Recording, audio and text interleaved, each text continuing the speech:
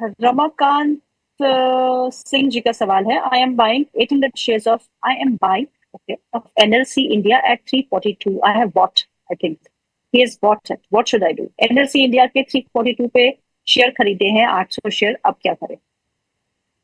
निकल जाइए, stop loss trigger हो गया आपका 305 पर है। एंड मैंने हल्के में बोल दिया, बट एक्चुअली ये स्टॉप लॉस आपका ट्रिगर हो चुका है। 340 का एग्जिट आपका 200 325 ही था प्राइस वाइज। और जो आपने ईएमए पे खरीदा है ना, 20 ईएमएस के आसपास खरीदा होगा, 20 50 या 25 के आसपास ही खरीदा होगा। सेकंड लेयर ऑफ मूवमेंट पे खरीदारी है ये। तो यहाँ का स्टॉप लॉस इतना ही होता है कि आपको 325 के आसपास निकल जाना चाहिए था। अभी भी 305 है, please take an exit, otherwise it is likely to head towards 290। Okay, Aditya का सवाल है। आदित्य पूछते हैं, उनके पास इटर्नल है 238 का average, short and long term view चाहते हैं वो। एवरेज प्राइस जो है वो 238 का है एक्यूमुलेट करने का। ओके, शॉर्ट टर्म व्यू में पॉसिबल 225 220।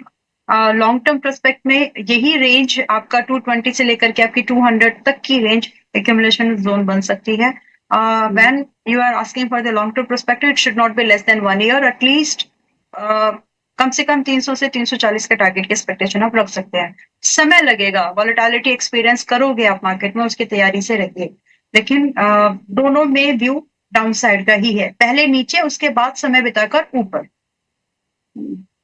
अशोक देवनाथ जी का सवाल है, वो पूछते हैं सेंसेक्स 74,000 पुट 2 लॉट्स खरीदे हैं, 74,500 कॉल 2 लॉट खरीदे हैं, टोटल एवरेज बाइंग इज 150।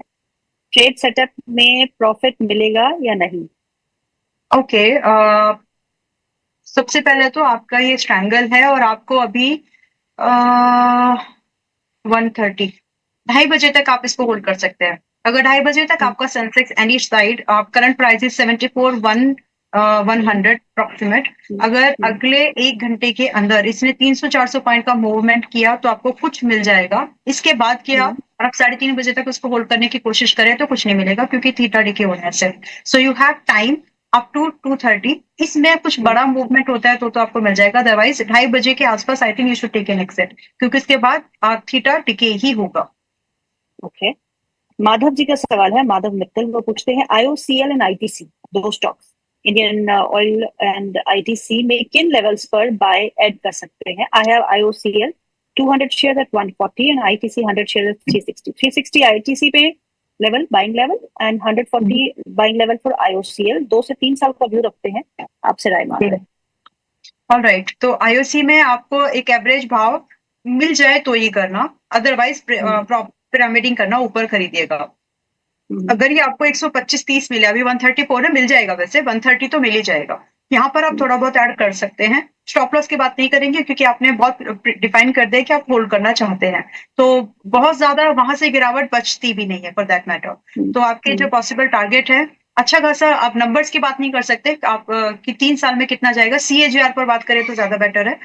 मुझे लगता है कि आईओसी आपको लगभग 30+ का सीएजीआर 3 साल, क्योंकि अभी बहुत ही निचले भाव पर है, तो मेंटेन करके दे सकता है।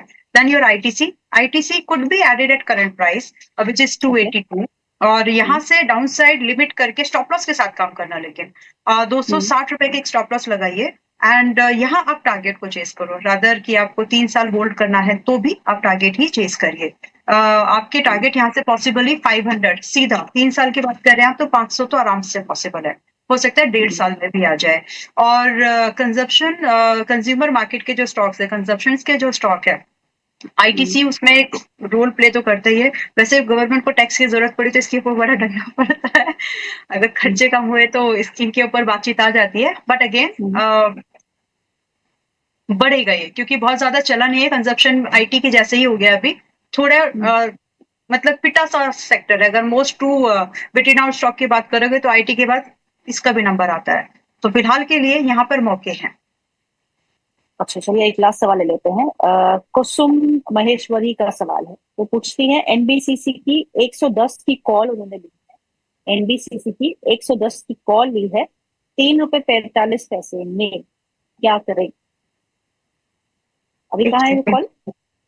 एनबीसीसी 110 कॉल, 110 कॉल आपने ले तो लिया है और स्टॉक आपका 10% डाउन है, तो आपकी सस्ती स्ट्राइक के चक्कर में आप फंस गए। हाँ, ऐसे नहीं करते। या तो ऑप्शंस, अभी ठीक है, अभी लेट्स नॉट डू द ज्ञान प्रभा, जो भी है नंबर वाइज बात कर लेते हैं। 100 रुपए वाले स्टॉक में 110 बहुत मैटर करता है, 10% है वो, ये टूट 10% जरूर जाते हैं। बाकी जब आपने खरीदे होगे तो शायद वो 108 के आसपास हो, लग रहा था कि एट द मनी है, निकल जाएगा, उल्टा हो गया, कोई बात नहीं।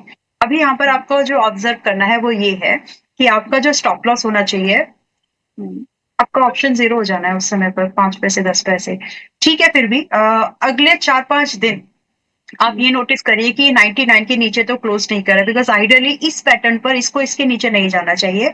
अगर ये यहाँ से वापस से ब्रेकआउट कर दे और 104 आपको बिफोर 20th जून मिल जाए, तो आप अपने कॉल को संभालिएगा अगले कुछ 5-6 दिन और, मतलब पूरी एक्सपायरी रख लीजिए फिर। तो ये आपको अभी फिलहाल भाव देखने हैं कि 99 के नीचे क्लोज तो नहीं कर रहा, क्योंकि अगर उसने क्लोज कर दिया, so let me tell you, इसकी प्रोबेबिलिटी फिर बहुत खराब हो जाएगी, मतलब इसकी रिकवरी के चांसेस नहीं बचते। तो इसीलिए 99 ऑब्जर्व करो और देखिए कि अगले 5-6 दिन के अंदर 104 के ऊपर ब्रेकआउट वापस कर देता है या नहीं। इफ यस, तो फिर आप होल्ड कर जाइए बाय एक्सपायरी। सस्ते कॉल में ना फंसे। 3 रुपए 45 पैसे में आपने खरीदा है, 1 रुपए 20 पैसे का रह गया है, और कल का सेशन है, उसके बाद 2 दिन की छुट्टी है ट्रम्प की, क्या करेंगे पता नहीं। तो not get into these trades, it's better to invest, थोड़ा थोड़ा करके ग्रेजुअली इन्वेस्ट करेंगे। आपको इतनी अच्छी कॉल्स बालाजी यहाँ देती है, so you can invest and long term also. So Ambala ji, आपके लिस्ट पे कौन से स्टॉक्स प्रेफर्ड बेट्स? मेरे लिस्ट रडार पर है तो स्टॉक वैसे, लेकिन थोड़े से रिस्की है जैसे हर बार एक कन्विक्शन रहता है कि हाँ इसको बाय करो तो ये चलेगा। आई रिमेम्बर बहुत अच्छे स्टॉक चले भी, बट फिर भी एक स्टॉक जब देना है तो मैं तेजस नेटवर्क को आज फिर भी पिक कर लूंगी।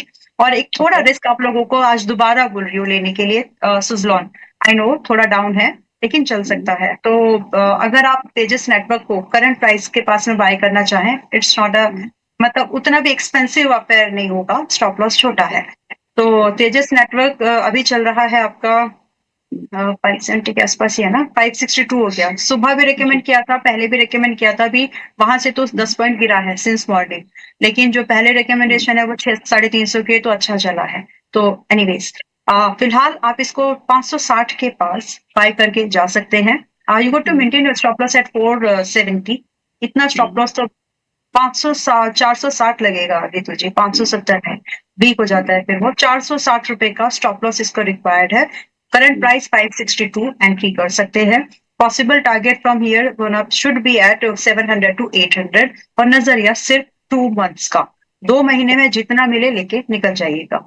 देन एक बैंकिंग स्टॉक भी है, बैंक्स की बात कर ही रहे हैं, तो कोटक बैंक इज समथिंग, पहले भी रिकमेंड किया था, आज फिर से एक बार इसमें अटेम्प्ट कर सकते हैं आप।